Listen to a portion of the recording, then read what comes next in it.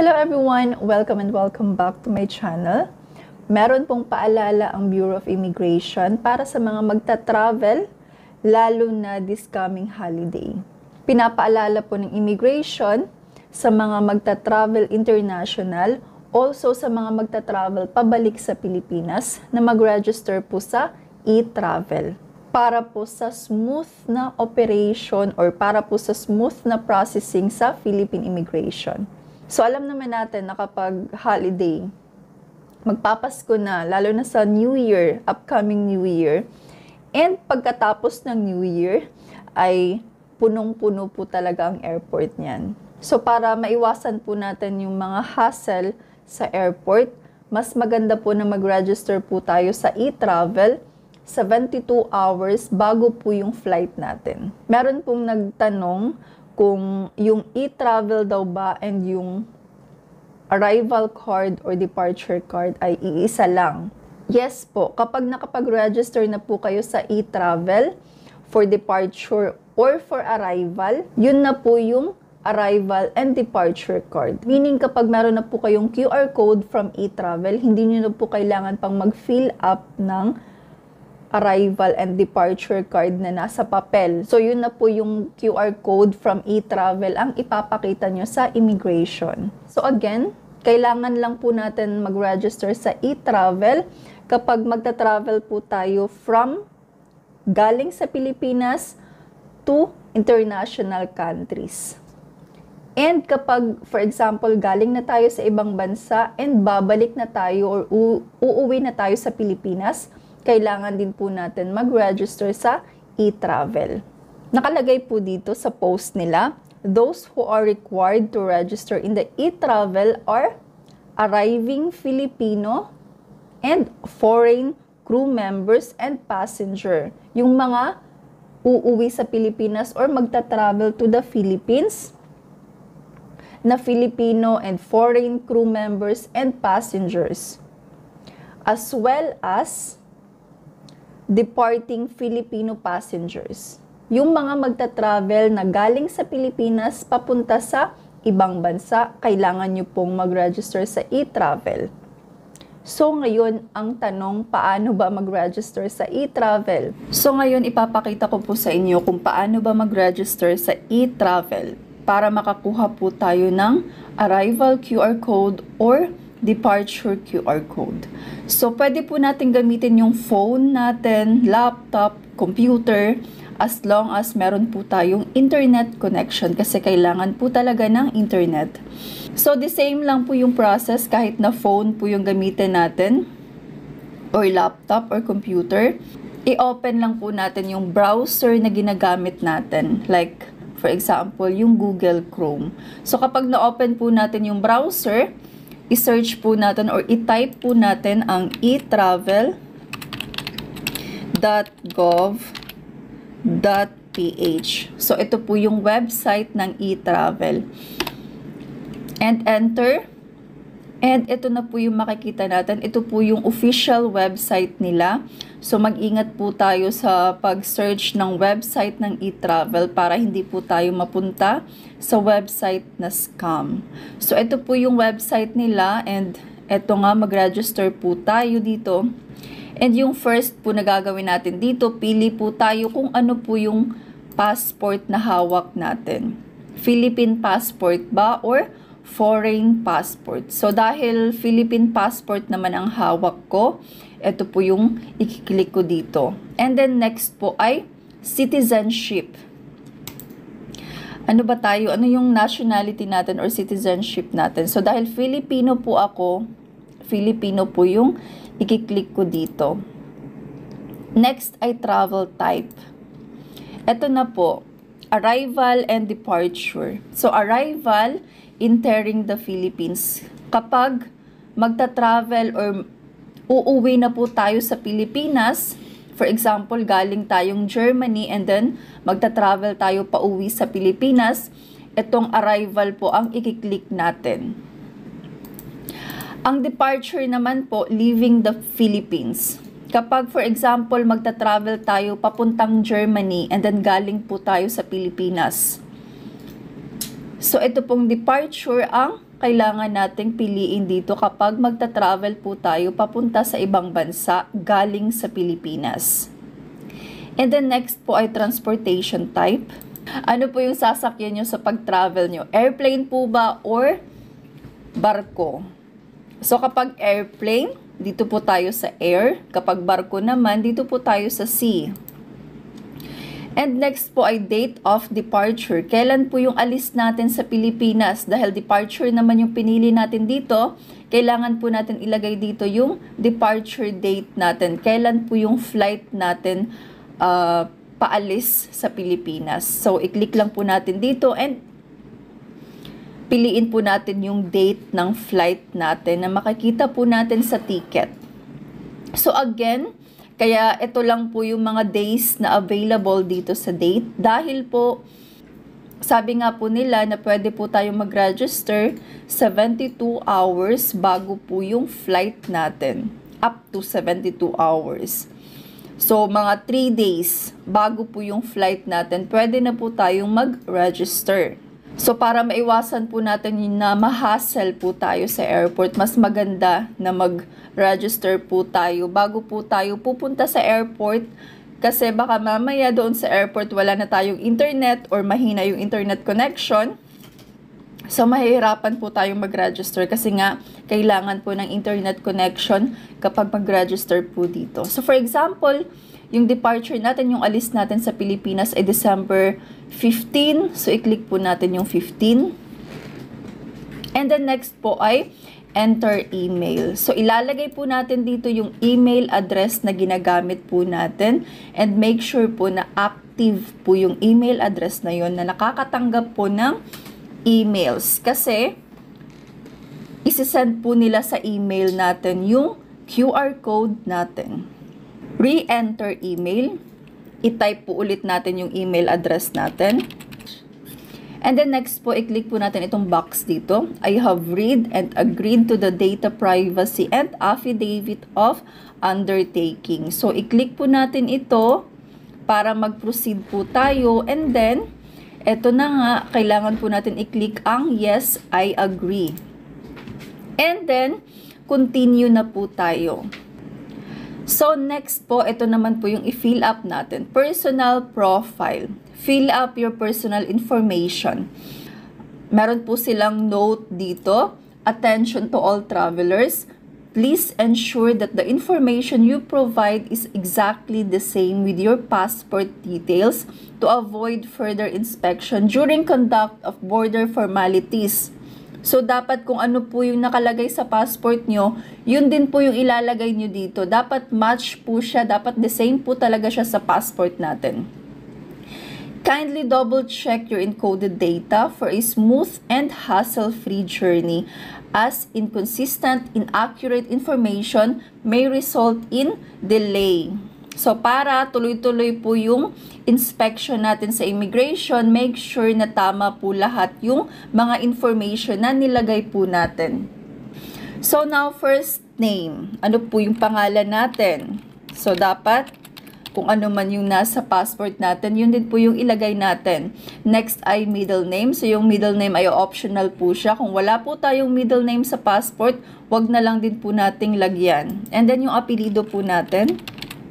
And then next, for example, meron pong junior, senior, the second, the third. Yung mga pangalan natin ay may mga ganito po. So, dapat lagyan din po natin. And then next po ay passport number. So, makikita po natin ito sa passport bio page po natin, yung passport number. Female po ba tayo or male? Babae or lalaki? So, kapag babae, female. Kapag lalaki, male. And then, birth date po natin. Kailan po yung birthday natin? Citizenship, Filipino. And then, country of birth, Philippines. Depende kung saan po tayo pinanganak. And occupation. Ano po yung trabaho natin? So, kapag i-click po natin itong arrow dito, may mga choices po dyan kung saan po tayo belong. Ayan, lahat po ng mga occupation ay nandito po. Domestic helper ba tayo?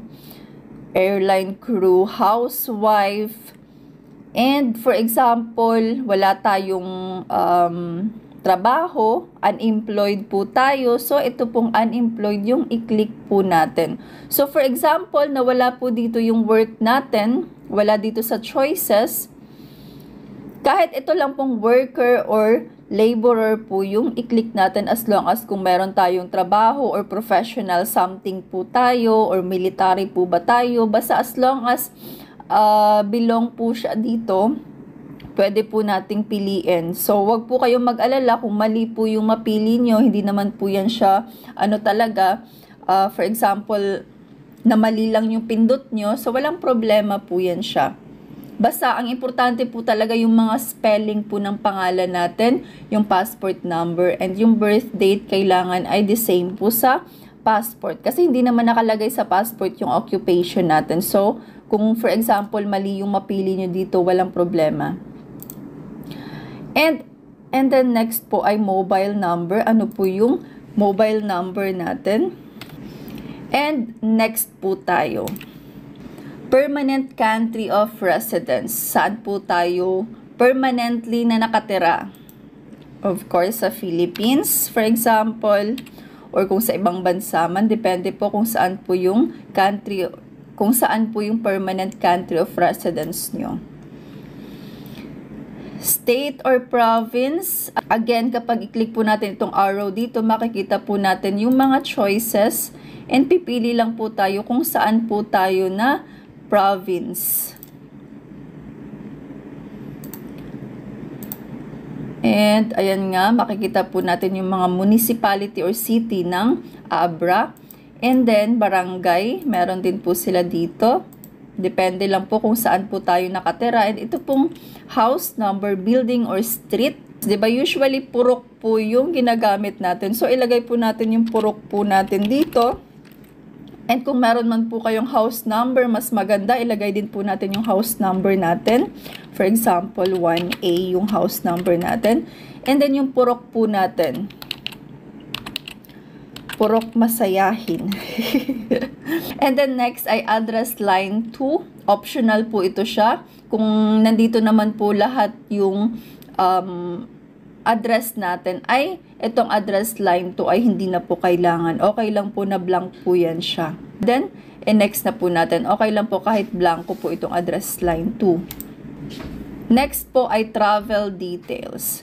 And now, country of destination. Kailangan po natin ilagay yung destination natin. Saan po tayo pupunta? Sa Afghanistan ba? Or depende po sa inyo kung saan po kayo pupunta. For example, sa Hong Kong tayo pupunta. And destination address. Yung address po ng pupuntahan natin sa Hong Kong. So, for example, dahil tourist tayo and sa hotel lang po tayo mag-i-stay, ilagay po natin dito yung address ng hotel natin. And for example naman, mag-stay kayo sa mga kakilala nyo or sa relatives nyo, ilagay nyo po dito yung address ng kakilala or relatives nyo. And next question, are you an overseas Filipino worker? OFW ba tayo? So yes or no lang po tayo dito.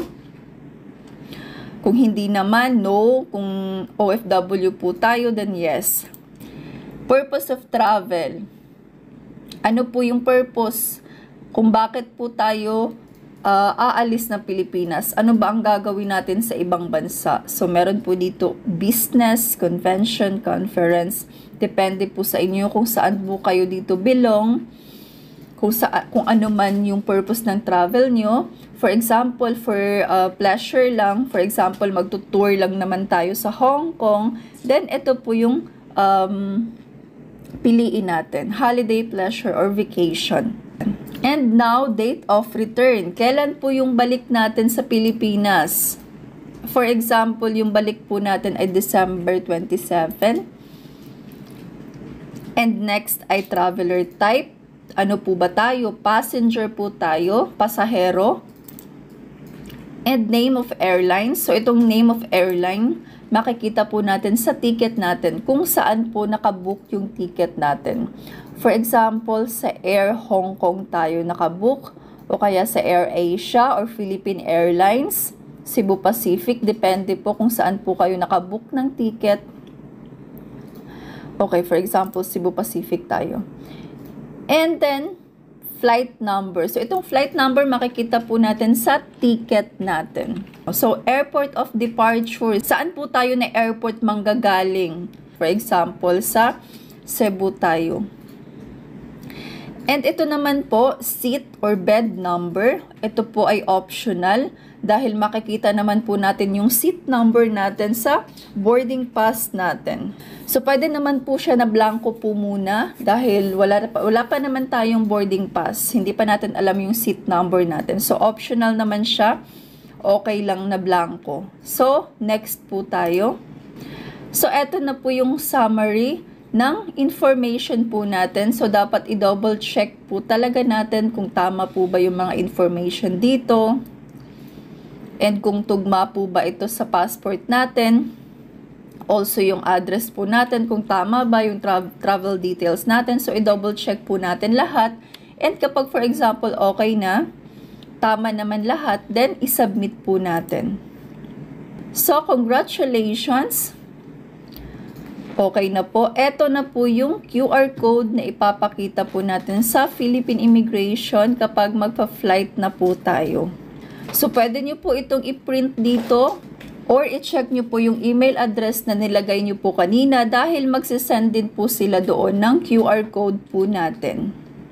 So, yun na po yung ipapakita natin sa Philippine Immigration. Ito po, itong QR code. So, pwede po na hindi nyo na i-print, i-screenshot nyo na lang po ito dahil scan lang naman nila yung QR code. And now, makikita po natin dito sa baba, add member. So, for example, kung family po tayo na magta-travel, meron tayong mga kasama na family member na mag-travel. So, pwede po na i-click na lang po natin dito para isang email address na lang po yung gagamitin natin. So, kapag i-click po natin itong add member, do you want to add another record? So, yes po natin. So, diretso na po siya dito sa personal profile. I-fill up na lang po natin yung personal information ng family member po natin na kasama natin mag-travel. So, meaning, yung hindi na po natin mag-provide ulit ng panibagong email address dahil doon na po siya nakakonect sa email address natin. So, okay lang na isang email address sa isang family. Basta doon po tayo dadaan sa add member. Doon po sa nakita natin kanina. So, ito lang po yung gagawin natin. The same lang po, i-fill up lang po lahat and hanggang sa makuha po natin yung QR code. So, ayun lang po yung process or yun lang po yung gagawin natin kapag gusto po natin mag-register sa e-travel. Kung sa tingin niyo po nakatulong po itong mga videos ko or itong channel ko, please mag-subscribe po kayo and wag niyo pong kalimutang i-click ang notification bell para ma-notify po kayo sa upcoming videos na gagawin ko. Kung meron po kayong mga questions, i-comment niyo lang po. Thank you po for watching. Bye-bye!